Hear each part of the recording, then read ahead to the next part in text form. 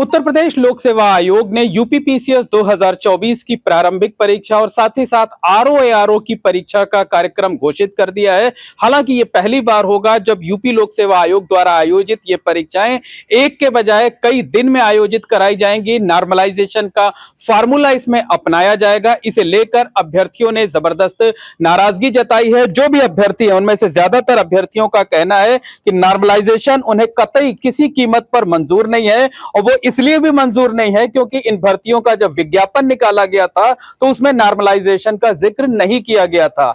तो विज्ञापन की शर्तों का उल्लंघन नहीं किया जा सकता है, और जब बड़े बड़े चुनाव एक दिन में कराए जा सकते हैं तो 5 लाख और 10 लाख अभ्यर्थियों की परीक्षा आखिरकार एक दिन में क्यों नहीं कराई जा सकती है। इस फार्मूले में तमाम विसंगतियां हैं और इसी को लेकर अभ्यर्थी पिछले काफी दिनों से लगातार आंदोलन कर रहे हैं। अभ्यर्थियों ने अब 11 नवंबर से लोक सेवा आयोग के गेट पर अनिश्चितकालीन आंदोलन शुरू करने का ऐलान किया है। उनका कहना है कि जब तक आयोग अपना फैसला नहीं बदलेगा तब तक उनका यह आंदोलन जारी रहेगा। बहरहाल हमारे साथ बड़ी संख्या में अभ्यर्थी हैं, उनसे हम बात करते हैं। ये बताइए, क्या नाम है आपका? जी, राजेंद्र त्रिपाठी। राजेंद्र जी, ये बताइए कि क्यों विरोध कर रहे हैं आप लोग? क्योंकि आयोग की तरफ से दलील ये दी जा रही है कि हम जो कुछ कर रहे हैं वो अभ्यर्थियों की बेहतरी के लिए कर रहे हैं, ताकि जो परीक्षा है वो पारदर्शी तरीके से संपन्न कराई जा सके, पेपर लीक जैसी घटनाएं ना हो। सर, पिछले 1 साल से डेट पे डेट दे रहे हैं जो है, और पहले परीक्षा 1 दिन में होनी थी। अटेंडम में इन्होंने परीक्षा जैसे पीसीएस आरओ दोनों परीक्षा को इन्होंने शिफ्ट वाइज कर दिया। पीसीएस को 2 शिफ्ट में, आरओ को 3 शिफ्ट में। तो उसके विरोध में हम लोग जो है आयोग को पहले 15 अक्टूबर को ज्ञापन दिए। फिर उसके कुछ दिन हमने इंतज़ार किया कि आयोग की तरफ से कुछ हम लोगों को सूचना मिले। आयोग ने कुछ नहीं दिया डिसीजन, तो उसके बाद हमने 21 अक्टूबर को आयोग के गेट नंबर 2 पे हम सब इकट्ठा हुए। विरोध, हमारा सवाल ये है कि आखिर विरोध किस बात पर है? किस बात का डर आप लोगों को है? डर सर नॉर्मलाइजेशन का है, इसीलिए हम लोग 1 डे 1 शिफ्ट की मांग कर रहे हैं। हम एक दिन मतलब 1 डे 1 शिफ्ट जो है, एक पाली में हमारी परीक्षा होनी चाहिए, एक दिन में सर। बिल्कुल, ये मांग है कि एक दिन में परीक्षा हो, एक पाली में परीक्षा हो। अच्छा, आप में से जो लोग इसका विरोध कर रहे हैं नॉर्मलाइजेशन का, इसको बेहतर तरीके से समझा कौन सकता है कि नॉर्मलाइजेशन के नुकसान क्या होते हैं? देखिए, आप इशारा कर रहे हैं। क्या नाम है आपका? मेरा नाम युगल पांडे। पांडे जी, ये बताइए कि अगर आम भाषा में समझना हो, आम साधारण शब्दों में समझना हो, तो नॉर्मलाइजेशन से नुकसान क्या हो सकते हैं? पहली बात तो जो इनका अंकगणित फार्मूला है सर, वो गलत है। वो उसका कोई भी इन्होंने उसके बारे में कोई डिस्क्रिप्शन नहीं दिया, कुछ बताया नहीं है।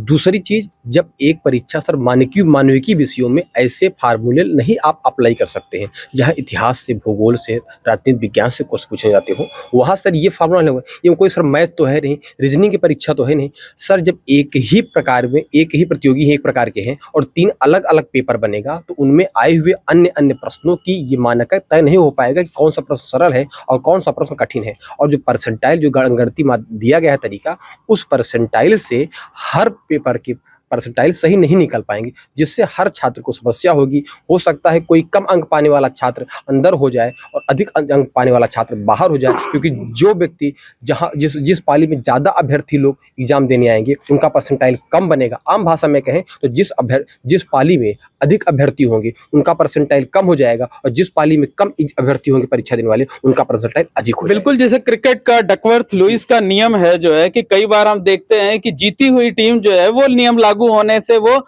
मैच हार जाती है और हारी हुई टीम मैच जीत जाती है। तो कोई सेट फार्मूला नहीं है, किसी के नंबर बढ़ सकते हैं और किसी के नंबर घट भी सकते हैं, दोनों चीजें होती हैं। क्या नाम है आपका?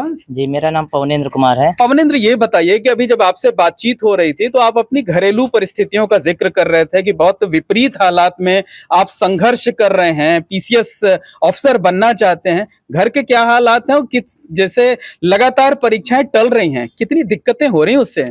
जी देखिए, मैं बीए किया हूँ, एमए किया हूँ, बीएड किया हूँ, और इस दुनिया में तो मेरे पिताजी तो नहीं है, लेकिन उनका एक ही सपना था कि वो एक अधिकारी बने। आज मेरे पिताजी नहीं है और यही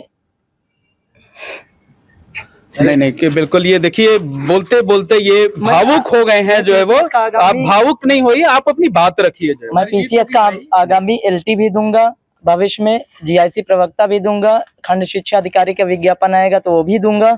मैं हर वैकेंसी 3-4 वैकेंसी की तैयारी कर रहा हूँ। अगर ये नॉर्मलाइजेशन एक प्रतिष्ठित जैसे पीसीएस जैसी प्रतिष्ठित सेवाओं में लागू कर देंगे तो इनका हर बार का ये बहाना हो जाएगा और ये हर परीक्षाओं में ये लागू करेंगे। बिल्कुल, अगर एक बार ये फार्मूला लागू हो गया तो आगे भी होगा। और तमाम अभ्यर्थी देखिए लगातार भावुक होते जा रहे हैं। क्या हुआ भाई, क्यों आप भावुक हो रहे हैं? अरे आपकी बात सरकार सुनेगी, आप अपनी बात रखिए ना। सर जब वन नेशन वन इलेक्शन हो सकता है sir, one nation one ration card हो सकता है, तो वन डे वन शिफ्ट नहीं हो सकता है क्या सर? मुझे नॉर्मलाइजेशन नहीं चाहिए बिल्कुल सर, हमें वन डे वन शिफ्ट ही चाहिए। मेरा बस इतना ही मानना है और कुछ नहीं मैं मानूंगा। जब तक मैं नोटिस नहीं ले लूंगा तब तक मैं वहां से हिलूंगा नहीं, हटूंगा नहीं। ना हम बटेंगे ना हम हटेंगे, जब तक मुझे नोटिस नहीं तब तक हम वहां से हटेंगे बिल्कुल नहीं। मतलब ये तो आप वो बात कर रहे हैं जो बातें उत्तर प्रदेश के मुख्यमंत्री कहते हैं कि बटेंगे तो कटेंगे, उसका आप जवाब दे रहे हैं? बिल्कुल सर, ना छात्र वहां से हटेंगे ना बटेंगे, ना बटेंगे ना हटेंगे वहां से। निश्चित तौर पे समझा जा सकता है कि आप लोग जिस बैकग्राउंड से आते हैं, खासकर उत्तर प्रदेश में प्रतियोगी परीक्षाओं की तैयारी करने वाले बहुत साधारण परिवार के, बहुत गरीब परिवार के होते हैं। जी किसान है सर, और मुझे सर 5,000 रुपए यहाँ पे सर्वाइव करना मुश्किल है। मेरे पिताजी बार बार मुझसे कह रहे हैं कि आप घर आ जाइए। मुझे ट्यूशन पढ़ा करके मुझे अपना जीवन यापन करना पड़ रहा है सर। 5-6 साल हो गए हैं, ऐसी प्रक्रिया है सर, कब तक हम पढ़ेंगे? घर वाले बार बार मुझसे कह रहे हैं कुछ भी प्राइवेट कर लो। मेरे पिताजी कभी की रो आते हैं कि यार इससे अच्छा मैं इसको प्राइवेट भेज देता। मैं इसको सपना दिखाया था कि मैं इसको अधिकारी, अपने बेटे को अधिकारी बनाएंगे। मतलब पिताजी का सपना पूरा करने के लिए आप अधिकारी बनना चाहते हैं? जी, इसी वजह से आप बार बार भावुक हो जा रहे हैं। जी सर। सर मेरे पास कोई शब्द नहीं, हम क्या ही बोलूं सर अब। बिल्कुल, और भी लोग हैं, अभी आपसे बात नहीं हुई है। क्या नाम है आपका? जी नितिन प्रताप सर। नितिन जी, ये बताइए कि क्या लगता है कि किस तरह से नुकसान हो सकता है आप लोगों का? ये जैसे क्रिकेट डेक्लेरेशन नियम किसी को नहीं समझ में आया, इसी प्रकार नॉर्मलाइजेशन आज तक किसी को स्टूडेंट को नहीं समझ में आया है। इससे ये नहीं पता चलेगा कौन अंदर जाएगा कौन बाहर जाएगा, किसके नंबर घटेंगे किसके बढ़ेंगे, कितनी मेहनत करें, कुछ पता नहीं है। इसका कोई पता नहीं चल रहा है, तो इससे हम पूरा विरोध करते हो। आगे कभी लागू होने नहीं देंगे किसी भी परीक्षा में। ना हम बटेंगे ना कटेंगे, और ना कोई नेतृत्व करता है इसका। सभी हर स्टूडेंट जो आ रहा है, जितने आएंगे 10-20 हजार, सब अपने आप में नेतृत्व करता है। कोई इसका पर्सनल नेतृत्व करता नहीं। हर स्टूडेंट अपने लिए लड़ेगा, इसलिए हम नहीं हटेंगे यहाँ से। जब तक हमें नोटिस नहीं मिल जाता जब तक हम नहीं हटेंगे यहाँ से। निश्चित तौर पर कहा जा सकता है कि देखिए, जो पीसीएस की प्रारंभिक परीक्षा है उसमें जो अभ्यर्थियों की संख्या वो तकरीबन 5.25 लाख है। आरओ की जो परीक्षा होनी है उसमें लगभग 10 लाख लोगों ने अप्लाई किया हुआ है। सवाल यह है कि अगर अभी नॉर्मलाइजेशन की प्रक्रिया अपनाई जाती है तो वो उसमें से निश्चित तौर पे कुछ अभ्यर्थी कोर्ट चले जाएंगे और भर्तियां रुक सकती हैं, क्योंकि भर्तियों का नियम ये होता है कि अगर विज्ञापन में वो शर्त नहीं दी है तो वो बीच में लागू नहीं की जा सकती है। इस बात का नहीं, और भी कोई भी अभ्यर्थी जा सकता है जो है वो। क्या कहना है बताइए सर? इस बारे में कहना यह है, आप एक संवैधानिक संस्था में होकर के जो रन कर रहे हैं, आप एक असंवैधानिक काम कर रहे हैं। ये सरासर हमारे आर्टिकल 14 का उल्लंघन है। मानवीय विषय में नॉर्मलाइजेशन कभी नहीं हो सकता, इसका कोई वेटेज नहीं है, कोई वैज्ञानिक तरीका नहीं है। इसमें सरासर जो है भ्रष्टाचार होगा। आम अभ्यर्थी जो दूर दराज से आया है उसके साथ अन्याय होगा। अभी 3 दिन पहले राजस्थान के एक मामले में सुप्रीम कोर्ट ने एक ऑर्डर दिया है जिसमें उन्होंने कहा है कि जब आप नोटिफिकेशन जारी कर देते हैं उसके बाद कोई संशोधन नहीं हो सकता है, जो कि ये कर रहे हैं। तो हमारी मांग यही है सर, स्थिति अब ये आ चुकी है करो या मरो वाली। हम डू और डाई वाली स्थिति में है। हमें अपनी मांग मनवानी है, चाहे जैसे भी हो, चाहे वही बिल्कुल अपनी मांग मनवानी है। आप कुछ कह रहे थे, ये बताइए कि अगर आयोग आपकी बात नहीं सुनता है तो क्या आपके पास कोर्ट जाने का विकल्प खुला है? जी सरकार है, सरकार के पास जाएंगे। आयोग नहीं मानता तो मुख्यमंत्री जी के पास जाएंगे, अपनी बात रखेंगे। जब मुख्यमंत्री जी हमारी बात नहीं सुनेंगे तो अंतिम में तो सब न्यायालय जाते हैं, तो माननीय न्यायालय के पास हम भी जाएंगे। बहुत संक्षेप में बताइए क्या कहना है सर। आप कई बार बात प्रश्न रहे कि न्यायालय जाएंगे नहीं। सर न्यायालय हमारे पक्ष में एक बेहतर डिसीजन हमारे लिए 3 दिन पहले दे चुका है। उसने बड़ी शानदार तरीके से कहा है कि नियम और प्रक्रिया दोनों बात, उसने कहा कि रूल और प्रोसीजर दोनों में विज्ञापन से, उसको कहा कि विज्ञापन शुरू होने से लेकर रिक्तियां खत्म होने तक, रिक्तियां भरने तक, यानी शुरू से लेकर अंत तक कोई बदलाव नहीं हो सकता हमारे। और इस मामले में आरओ हो चाहे पीसीएस हो, इन दोनों के विज्ञापन में भर्ती कई दिन कराने का कोई जिक्र नहीं था। 3 बात सर, इन्होंने पहली बार डेट दिया तब ऐसी कोई बात नहीं किया, दूसरी डेट भी ऐसी बात नहीं थी, ये तीसरी डेट में बात की है। और तीसरी बात सर माननीय सर्वोच्च न्यायालय ने 2 आर्टिकल भी कोट किया है, भाई ने आर्टिकल बिल्कुल आपकी बात हम समझ गए। आपका क्या नाम है? जी, मेरा नाम आशीष सुमन है। आशीष जी, ये बताइए, बहुत संक्षेप में जानना चाहेंगे कि आयोग जो दलील दे रहा है कि हम परीक्षा को पारदर्शी तरीके से कराना चाहते हैं, बेहतर सेंटर पर कराना चाहते हैं, तो क्या उसकी इस बात पे भरोसा नहीं है?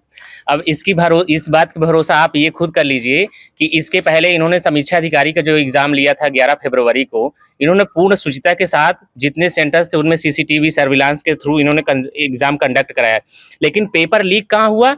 इनके जहाँ प्रिंटिंग प्रेस होते हैं वहां से पेपर लीक हुआ है। तो आप समझिए कि आप जिस कमरे में आप एग्जाम ले रहे हैं वहां तो आप शुचिता पूर्ण दिखा सकते हैं, लेकिन सरकारी गवर्नमेंट का एक भी सरकारी प्रिंटिंग प्रेस नहीं है जहां पे पेपर छप सके।